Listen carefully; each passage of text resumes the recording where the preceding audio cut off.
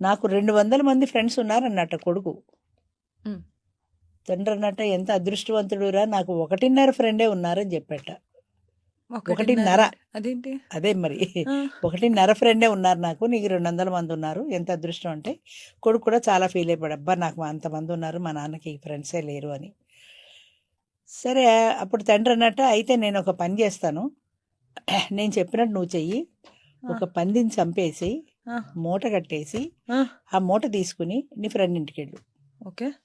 Friend ఇంటికి వెళ్ళి, నేను ఒక మనిషిని హత్య చేశాను, ఆ, ఇదిగో మూటలో పట్టుకొచ్చాను, తిరుగుతున్నాను, పోలీసులు నా వెంట పడుతున్నారు, నాకు ఆశ్రయం ఇయ్యి అని అడుగు నీ ఫ్రెండ్ని అన్నాడు.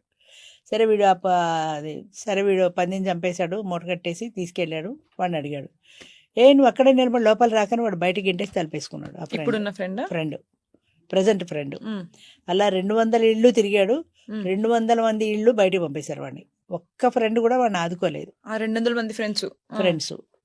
అప్పుడు తండ్రి అన్నట, నా 1.5 ఫ్రెండ్లో ఆ అర ఫ్రెండ్ ఇంటికి వెళ్ళు, నేను అడ్రస్ ఇస్తాను, పలానా ఆయన కొడుకునే అని చెప్పు అన్నాడు.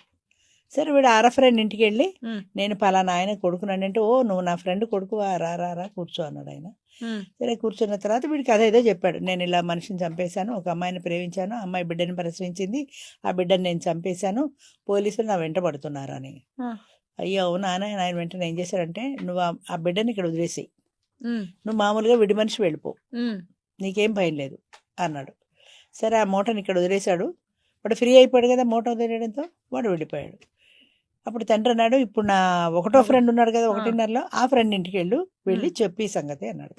సరే వాడు అక్కడికి వెళ్ళి, నేను పలానా రామారావు గారు అబ్బాయినండి, నేను ఇలాగ ఒక బిడ్డని చంపేశాను, అర ఫ్రెండ్ ఇంటికి వెళ్ళి అర ఫ్రెండ్ ఇంట్లో మూట కట్టి పెట్టాను, నన్ను మా నాన్న మీ ఇంటికి వెళ్ళమన్నాడు, మీ దగ్గరికి వచ్చాను, ఇప్పుడు నేను ఏం చేయాలి అన్నాడు.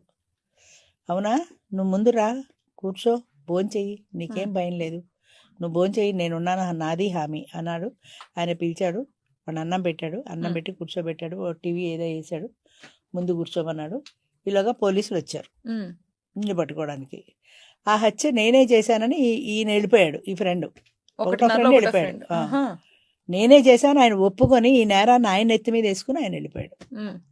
అప్పుడు వీడు అనుకున్నాడు, 200 మంది ఫ్రెండ్స్ ఉన్నారు నాకు, ఒక్కడు నాకు ఆశ్రయం ఇవ్వలేదు, మా నాన్న ఫ్రెండ్ చెయ్యని నేరాన్ని కూడా ఆయన ఎత్తి మీద వేసుకుని ఇలా చేశాడు అని. సో 1.5 ఫ్రెండ్ ఎక్కువ, 200 ఎక్కువ అంటే ఎందుకు పనికిరాని.